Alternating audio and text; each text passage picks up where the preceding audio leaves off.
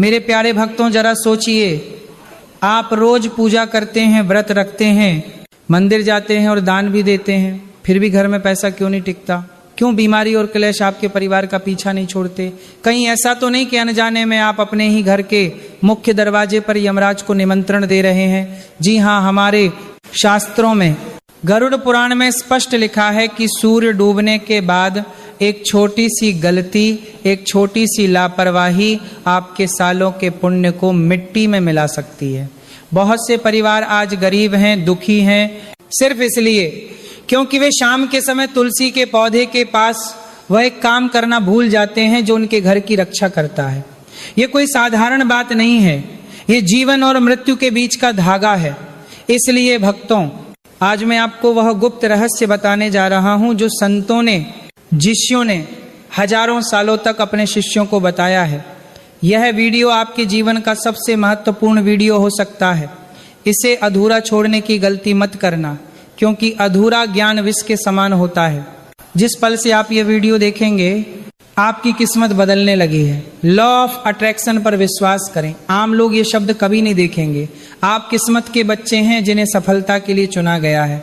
पक्का इरादा वाला मैसेज छोड़ें, मैं जरूर अमीर बनूंगा, आज मेरी जिंदगी के इस टर्निंग पॉइंट को दिखाने के लिए।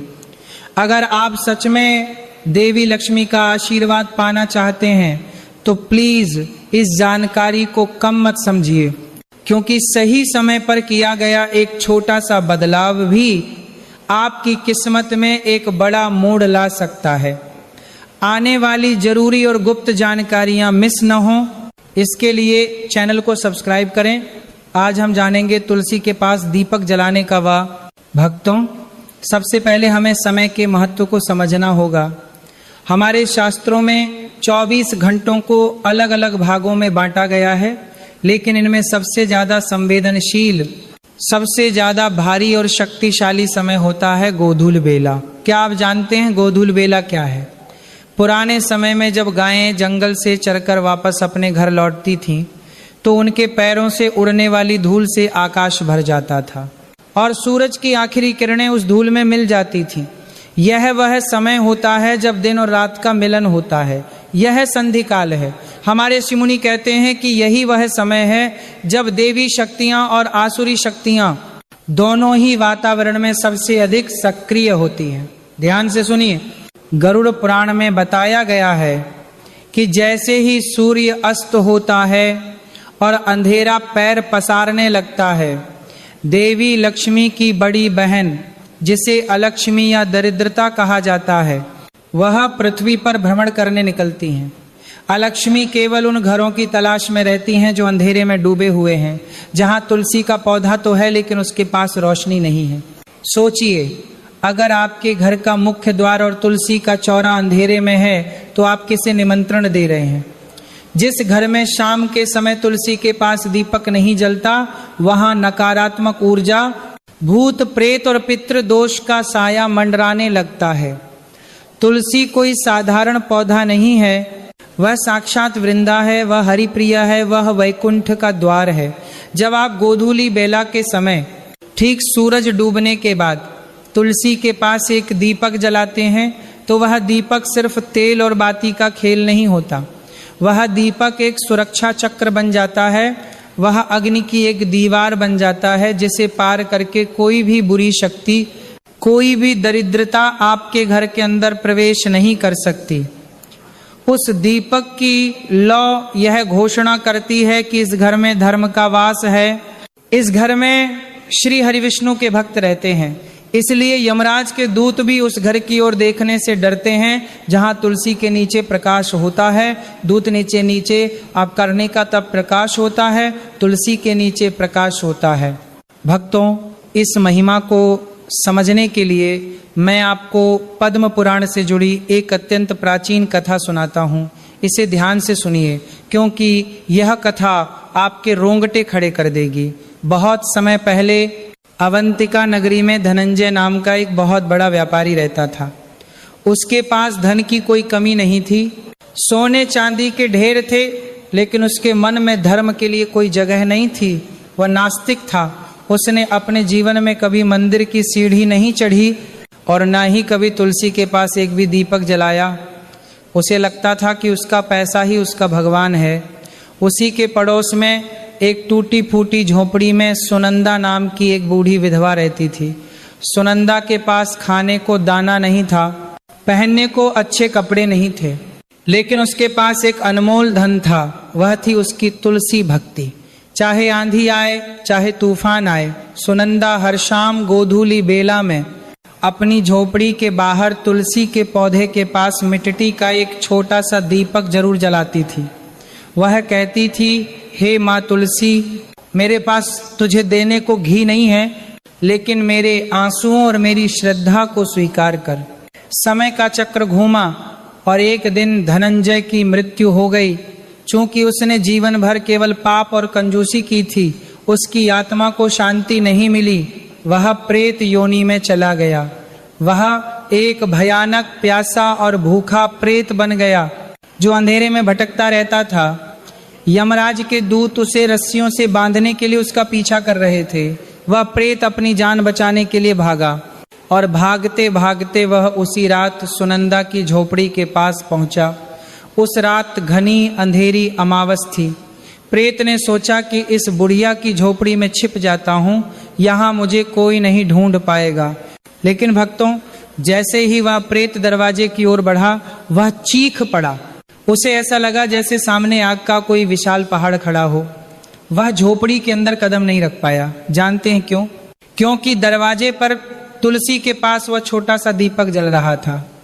हम इंसानों को वह सिर्फ एक छोटी सी लौ दिखाई देती है, लेकिन बुरी आत्माओं और प्रेतों के लिए तुलसी का दीपक साक्षात सुदर्शन चक्र की तरह दहकता हुआ सूरज होता है। वह प्रेत थर थर कांपने लगा। उसी समय हवा का एक तेज झोंका आया। उस दीपक की लौ फड़फड़ाने लगी और दीपक से निकलने वाला सुगंधित धुआं हवा के साथ उड़कर उस भयानक प्रेत को छू गया। ये क्या चमत्कार था! जैसे ही तुलसी के दीपक का पवित्र धुआं उस पापी की आत्मा को स्पर्श हुआ, उसके जन्म जन्मांतर के पाप जलकर खाक हो गए। उसे अपना पिछला जन्म याद आ गया। वह रोने लगा और देखते ही देखते उसका भयानक प्रेत रूप गायब हो गया और एक दिव्य शरीर प्रकट हुआ। जो काम बड़े बड़े यज्ञ नहीं कर पाए, वह तुलसी के दीपक के मात्र धुएं ने कर दिखाया। यह दृश्य देखकर यमलोक में बैठे चित्रगुप्त, जो हर मनुष्य के पाप और पुण्य का हिसाब रखते हैं, वे हैरान रह गए। उन्होंने यमराज से पूछा, हे धर्मराज, ये कैसे संभव है?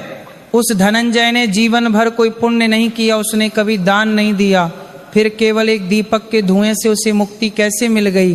क्या आपका न्याय बदल गया है? तब यमराज ने मुस्कुराते हुए जो कहा, उसे हर गृहस्थ को सुनना चाहिए।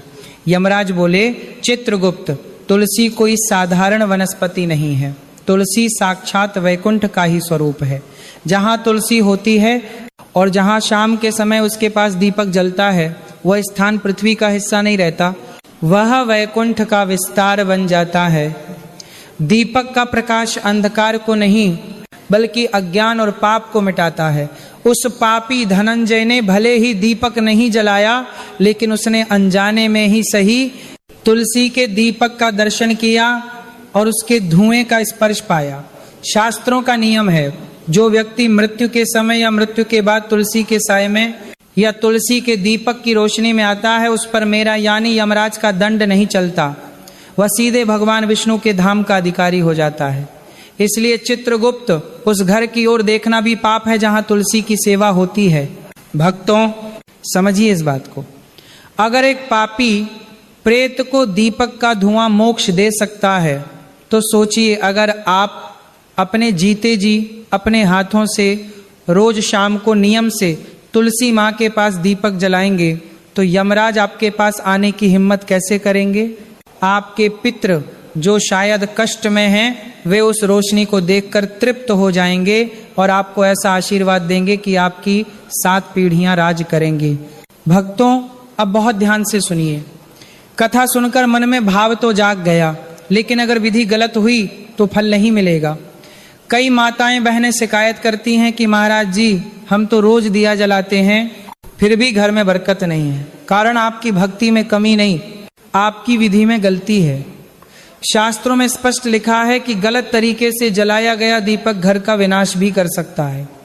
आज मैं आपको वे 3 गलतियां बता रहा हूं जो अनजाने में 90% लोग कर रहे हैं।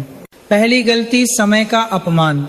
अक्सर देखा गया है कि लोग रात को 8 या 9 बजे जब पूरा अंधेरा हो जाता है और खाना खाने का समय होता है तब जाकर तुलसी के पास दिया जलाते हैं। ये व्यर्थ है, यह केवल तेल की बर्बादी है। तुलसी के पास दीपक जलाने का सही समय गोधूली बेला है, यानी सूर्यास्त के ठीक 15 मिनट पहले से लेकर 15 मिनट बाद तक, जब आकाश में हल्का लालिमा हो और तारे दिखने शुरू ही हुए हों। अगर आप घोर अंधेरे में दिया जलाते हैं तो वह यमदूतों के लिए नहीं बल्कि केवल कीड़े मकोड़ों के लिए होता है। लक्ष्मी उसी घर में प्रवेश करती हैं जहां शाम होते ही अंधेरा होने से पहले रोशनी हो जाती है। दूसरी ओर सबसे खतरनाक गलती, दीपक को भूमि पर रखना। यह गलती लगभग हर घर में होती है। हम जल्दी जल्दी में दीपक को सीधा जमीन पर या मिट्टी पर रख देते हैं। यह पृथ्वी माता का और अग्निदेव का अपमान है। शास्त्र कहता है दीपक को आसन दें, कभी भी दिया सीधा जमीन पर न रखें, उसके नीचे थोड़े से अक्षत चावल रखें या उसे किसी प्लेट में रखें या तुलसी के गमले के किनारे पर, लेकिन सीधा जमीन पर नहीं। और ध्यान रहे दीपक की लौ की दिशा, दीपक की लौ कभी भी दक्षिण दिशा साउथ डायरेक्शन की तरफ नहीं होनी चाहिए। दक्षिण दिशा यमराज की है, मृत्यु की है। तुलसी के पास दीपक की लौ हमेशा उत्तर दिशा नॉर्थ या पूर्व दिशा ईस्ट की ओर रखें। उत्तर दिशा कुबेर और लक्ष्मी की है, पूर्व दिशा स्वास्थ्य की है। दक्षिण की तरफ लौ केवल श्राद्ध पक्ष में या किसी की मृत्यु पर ही की जाती है। जीवित लोगों के घर में यह दोष पैदा करता है। तीसरी गलती, अपवित्र अवस्था और खुले केश। मेरी माताओं और बहनों, ये बात विशेष रूप से आपके लिए है। अक्सर शाम को काम करते हुए बाल खुले छोड़कर आप दिया जलाने चली जाती हैं। शास्त्रों में खुले बाल शोक और अशुभता का प्रतीक माने गए हैं। खुले बालों के साथ जब आप पवित्र अग्नि प्रज्वलित करती हैं तो आप अनजाने में देवी लक्ष्मी को आमंत्रित करती हैं। दिया जलाते समय अपने सिर पर पल्लू रखें या बालों को बांध लें। और एक बात, रविवार के दिन तुलसी के पास दीपक जरूर जलाएं, लेकिन रविवार को तुलसी को छूना वर्जित है। रविवार को तुलसी माता भगवान विष्णु के लिए व्रत रखती हैं। उन्हें स्पर्श करने से उनका व्रत टूट जाता है और घर में पाप लगता है। इसलिए रविवार को दूर से दीपक दिखाएं, स्पर्श न करें। भक्तों, अगर अनजाने में आपसे भी अब तक ये गलतियां हुई हैं तो घबराएं नहीं। भगवान भाव के भूखे हैं। आज ही इस वीडियो को लाइक करके अपना प्रायश्चित करें और कसम खाएं कि अब से आप सही विधि अपनाएंगे। नीचे कमेंट बॉक्स में जय मां तुलसी लिखकर अपनी हाजिरी लगाएं ताकि माता रानी आपकी भूल क्षमा कर दें। और ऐसे ही धर्म के गुप्त रहस्य जानने के लिए अभी चैनल को सब्सक्राइब कर लें। भक्तों, अब अपने हृदय और मन को एकाग्र कर लें। मैं आपको वह परम पवित्र विधि बताने जा रहा हूं जिसे अगर आपने आज शाम से शुरू कर दिया तो विश्वास मानिए आपके घर का वास्तु दोष, पितृ दोष और आर्थिक संकट कपूर की तरह जलकर हवा में विलीन हो जाएगा। विधि का पालन करना उतना ही जरूरी है जितना दवा का सही समय पर खाना। अगर विधि सही है तो फल निश्चित है। सबसे पहले तैयारी की बात करते हैं। गोधूली बेला का समय, यानी जब दिन और रात मिल रहे हों, उस समय आप हाथ पैर धोकर स्वच्छ वस्त्र धारण करें। अगर स्नान कर सकें तो सर्वोत्तम है, लेकिन अगर संभव न हो तो कम से कम 5 अंगों को जल से पवित्र करें। दोनों हाथ, दोनों पैर और अपना मुख। पवित्रता ही ईश्वर को आकर्षित करती है। अब बात करते हैं दीपक की। शास्त्रों में मिट्टी के दीपक को सबसे श्रेष्ठ माना गया है। मिट्टी में 5 तत्वों का वास होता है और जब हम मिट्टी का दीपक जलाते हैं तो हम मंगल ग्रह को भी मजबूत करते हैं। अगर मिट्टी का दीपक ना हो तो पीतल का दीपक लें, लेकिन भूलकर भी स्टील या लोहे के दीपक का प्रयोग तुलसी के पास ना करें, यह अशुभ माना जाता है।